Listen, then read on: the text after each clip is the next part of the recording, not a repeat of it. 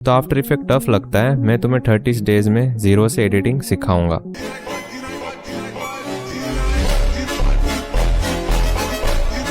मेरे 6 साल के एक्सपीरियंस में कि मैंने क्या गलती करी थी। डे 1 से हम स्टार्ट करेंगे। आज होगा अपना इंटरफेस और पूरा ही आपको मैं डिटेल में रिवील करूंगा। तो ये है आफ्टर इफेक्ट का इंटरफेस। अब कुछ लोगों को यहाँ पे थोड़ा बोरिंग लग सकता है, जो मेरी तरह प्रीमियर प्रो से पहली बार आफ्टर इफेक्ट में आते हैं, ठीक है।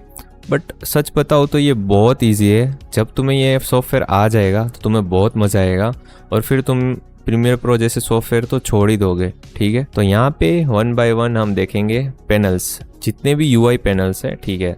तो पहले हम स्टार्ट करेंगे कंपोजिशन से। कंपोजिशन है क्या, तो अलग अलग साइज़ की होती है। लाइक यहाँ पे तुम क्लिक करोगे तो ये एक पूरा पैनल खुलेगा, ठीक है। यहाँ पे तुम नाम रखना है। नेम रखने के बाद यहाँ पे तुम अलग अलग साइज़ रख सकते हो। ये मेरी इंस्टा की अलग अलग साइज़ है, जो मैं नेक्स्ट वीडियो में रिवील करूँगा।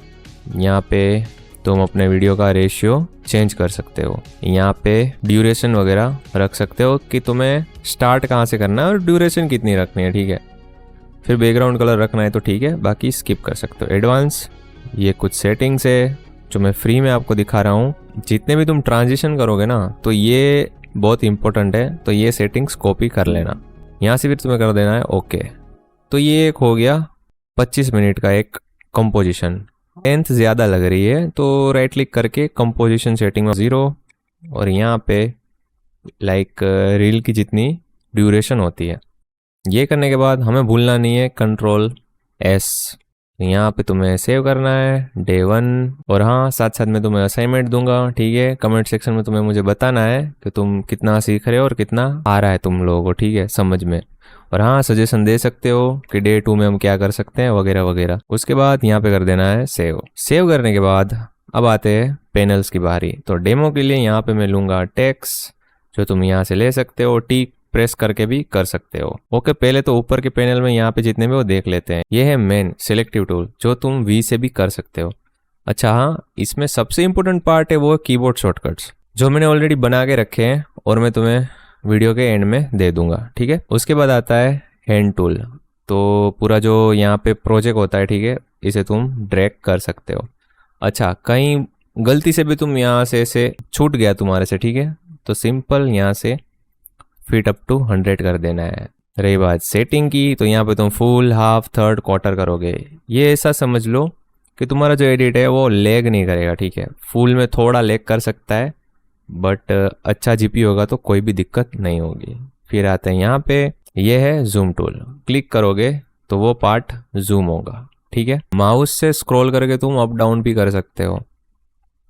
उसके बाद आता है 3D वाली चीज़ें, ठीक है, जो आगे हम 3D में देखेंगे।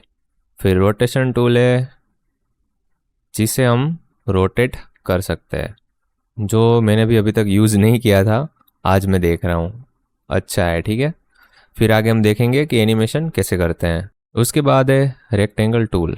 इससे तुम मास्किंग कर सकते हो।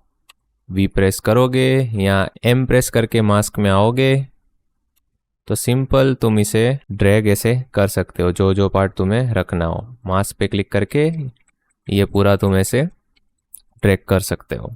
उसके बाद आता है अपना पेन टूल। अगेन इससे भी तुम मास्किंग कर सकते हो, जितना पार्ट तुम्हें रखना है तो उतना पार्ट विजिबल होगा। उसके बाद है टेक्स्ट, जो हमने ऑलरेडी ले लिया यहाँ पे। फिर है ब्रश टूल, जैसे ही हम आफ्टर इफेक्ट में करते हैं वैसे ही, ठीक है। बट इसके लिए तुम्हें चाहिए एक एडजस्टमेंट लेयर या तो फिर शेप लेयर या कोई भी एक सॉलिड, ठीक है, वो हम आगे देखेंगे। ओके गाइस, तो जितना काम का होगा वही मैं तुम्हें बता रहा हूँ। उसके बाद है रोटो ब्रश, ये भी हम वीडियो में आगे देखेंगे। इससे बहुत अच्छा मास्किंग होता है और ये इन फ्यूचर बहुत काम आने वाला है, तो याद रखना इसे। ये पैनल के बाद हम आते हैं यहाँ पे फाइल में अलग अलग चीज़ें हैं, लाइक न्यू है, ओपन है, फिर क्लोज कर सकते हो, इंपोर्ट कर सकते हो, एक्सपोर्ट कर सकते हो, ठीक है। एडोब के साथ डायनेमिक लिंक कर सकते हो। डिपेंडेंसीज, ये भी बहुत अच्छा है। पूरा ये प्रोजेक्ट फाइल तुम कलेक्ट करके उसका एक जिप फाइल भी बना सकते हो, ये भी हम आगे देखेंगे। फिर स्क्रिप्ट है, जो लास्ट वीडियो में मैंने सिखाया था सेम, वहाँ से तुम कोई भी टेक्स्ट वाली स्क्रिप्ट, कोई भी स्क्रिप्ट यहाँ पे तुम इंपोर्ट कर सकते हो। उसके बाद आते हैं प्रोजेक्ट सेटिंग में। तो यहाँ पे अपना जीपीयू है वो रख दो, क्यूडा जो भी है, ठीक है। सेटिंग्स में तो यही बोलूँगा कि डिफ़ॉल्ट रखो, कोई भी छेड़ो मत। सेम एडिट में आते हैं। यहाँ पे हमें चीज़ें है ना कॉम्प्लिकेटेड नहीं करनी है, ठीक है। जो काम का है जैसे जैसे आता जाएगा, जो कुछ मुझे नहीं पता होगा वो भी मैं सीखते जाऊंगा और आपको भी बताते जाऊंगा। तो इसीलिए ये मैंने बेसिक वाली सीरीज वापस स्टार्ट की है, जिससे कि सब सीख सके ये आफ्टर इफेक्ट, और वो भी फ्री में। तो एडिट में मेन तो यही है, पर्ज, ठीक है। और यहाँ पे तुम ऑल कैच करोगे तो जितने भी फाइल्स होगी, ठीक है, वो डिलीट हो जाएगी। यहाँ पे मैंने 120 GB रखा है।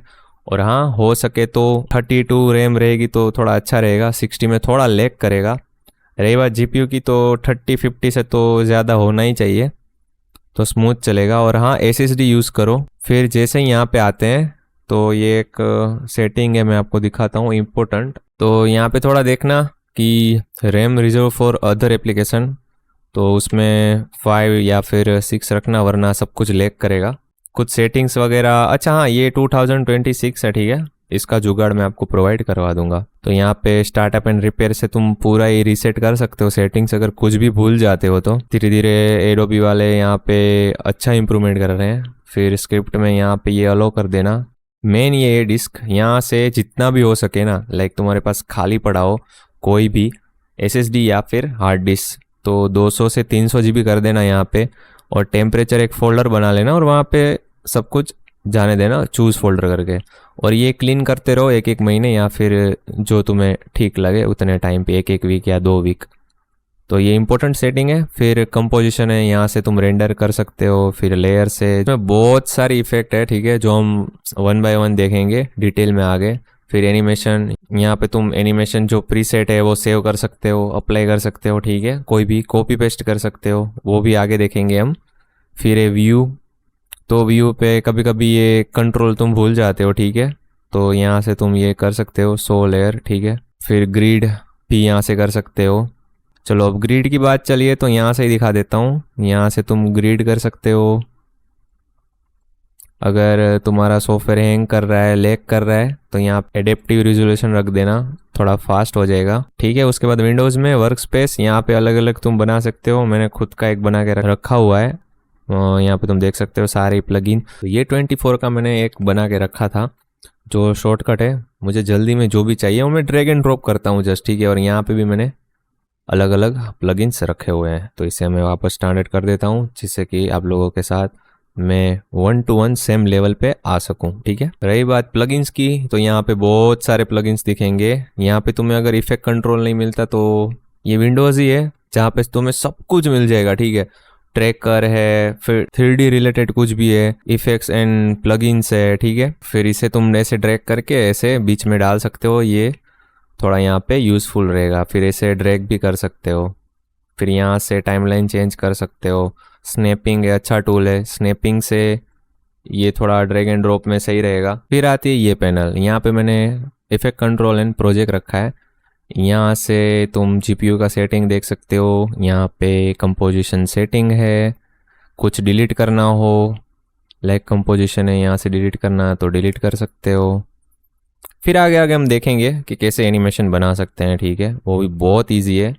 अगर मैं यहाँ पे आपको सिंपल बताऊँ तो एस प्रेस करके की फ्रेम को थोड़ा आगे लेके, और जैसे यहाँ पे F9 करते हैं, हम ग्राफ में जाते हैं, ड्रैग करते हैं, तो ये एक सिंपल सा एनिमेशन हो जाएगा जो हमने किया। जूम आउट, ये मैं आपको सिखाऊंगा नेक्स्ट वीडियो में डिटेल में, जहां हम स्केल, रोटेशन, पोजीशन, लेयर्स कैसे लेते हैं, शेप लेयर क्या है, उसके शॉर्टकट्स क्या हैं, टाइम कैसे बढ़ा सकते हैं। तो ये सब हम आगे के वीडियो में देखेंगे। बहुत मजा आने वाला है डे 2 में। ये था मेरा डे 1। आपको असाइनमेंट में कुछ नहीं करना है, इंटरफेस सीखना है, ठीक है। बाकी कोई भी प्रॉब्लम हो तो मुझे इंस्टाग्राम पे मैसेज कर सकते हो, कमेंट करके बता देना, कुछ भी सीखना हो, ठीक है। ये सीरीज में स्पेशली कंटिन्यू कर रहा हूँ बिगिनर्स के लिए। अगर आपको डायरेक्ट कोर्स चाहिए तो तुम मेरे कोस्मो फीड से ले सकते हो, वहाँ पे एड्स वगैरह कुछ भी नहीं आएगी, ठीक है। वो एक रेडीमेड कोर्स है, वहाँ पे सारा ही प्लगइन सॉफ्टवेयर सब कुछ मैंने प्रोवाइड कर दिया है। बाकी तुम्हें डिटेल में सीखना है तो ये सीरीज तो हम कंटिन्यू कर ही रहे हैं, और ये एकदम रहने वाला है रो,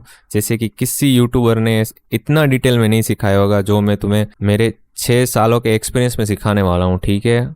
और ये चीजें बताऊंगा, और जो मैंने गलती की थी, ठीक है, वो तुम ना करो, वो मैं सिखाऊंगा, ठीक है। यहाँ पे वीडियो एंड करते हैं। यहाँ ऊपर एक वीडियो डाल रहा हूँ, ठीक है, वो देख लेना, और नीचे एक प्ले लिस्ट है, वो देख लेना। कोई भी डाउट है तो मिलते हैं कमेंट सेक्शन में। ओके, वीडियो अच्छा लगा है तो like share subscribe. Bye bye.